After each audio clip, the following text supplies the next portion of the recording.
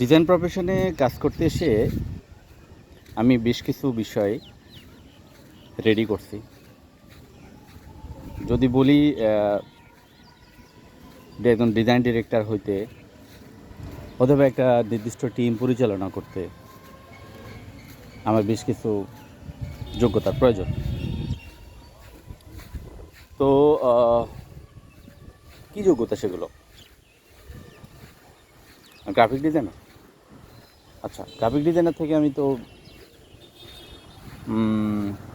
Design director হতে পারবো, তাই না?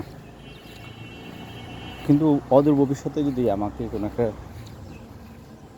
টিম পরিচালনা করতে হয়, যেটা web design, digital marketing, full stack developer, এই ধরনের কোনো প্রজেক্টের অধীনে আমার কাজ করতে হয়, তাহলে তো আমার এই জিনিসগুলো জানা লাগবে, তাই না? তো সেই ক্ষেত্রে আমি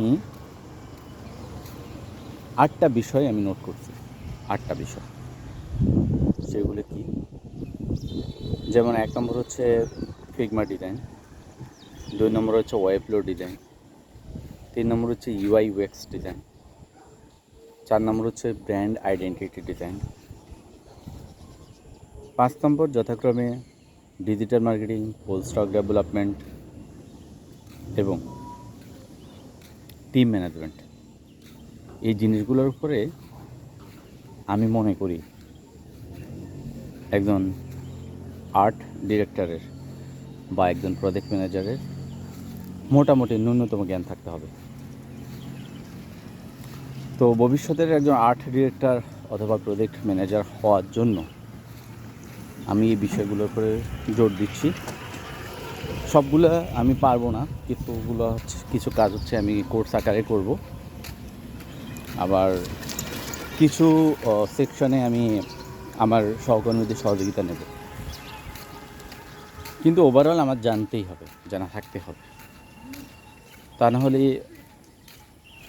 নিকট ভবিষ্যতের যে চ্যালেঞ্জগুলো রয়েছে সেগুলো মোকাবেলা করা আমার জন্য অবশ্যই কঠিন থেকে কঠিনতর হবে। তো আমি এভাবে আমার প্রস্তুতিটা নিচ্ছি।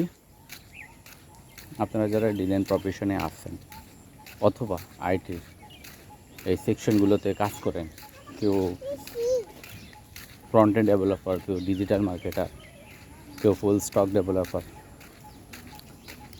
যে সেক্টরেই কাজ করেন না কেন, আপনার আশেপাশের অথবা আপনার প্রতিষ্ঠানের অন্য যে সকল সেকশন রয়েছে সেই সেকশনগুলোতেও আপনার সমান পরিমাণ জ্ঞান থাকতে হবে। কম বেশি থাকতে হবে, আমি সমান পরিমাণ বলবো না, কম বেশি থাকতে হবে অন্তত, যাতে করে আপনি তাদের সাথে কাজের সিঙ্কটা তৈরি করতে পারেন। তো এটাই হচ্ছে আজকে আমার আলোচনা।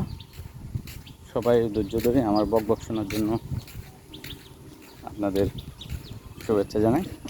ভালো থাকবেন। আসসালামু আলাইকুম।